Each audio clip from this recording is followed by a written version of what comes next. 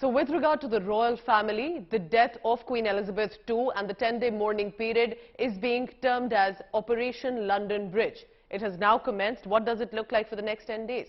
UK Prime Minister, of course, started with a national speech once the Operation London Bridge commences. There was, of course, a flag then at the half-mast within 10 minutes to signify that the Queen is no more.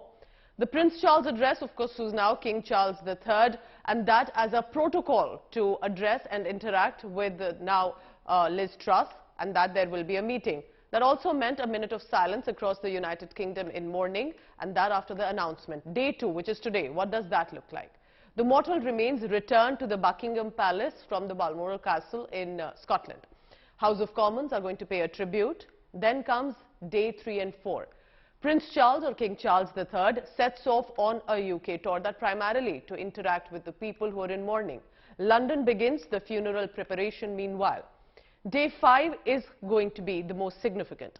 The Buckingham to UK Parliament procession is going to take place, which means primarily with regard to the public to pay tribute. There's going to be a Westminster Hall service for the Queen.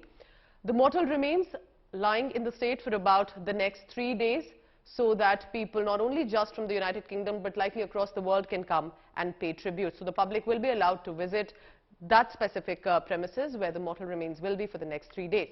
Now day 6 to day 9 is when Prince Charles or King Charles III will be visiting the Welsh Park, and then the last leg begins of funeral preparation for day 10. On day 10, Queen's funeral at the Westminster Abbey, the service at the St. George Chapel in Windsor, and Queen will then be buried at King George IV Memorial Chapel, and that perhaps will signify about the end of an era and then the transition to the next King of Britain.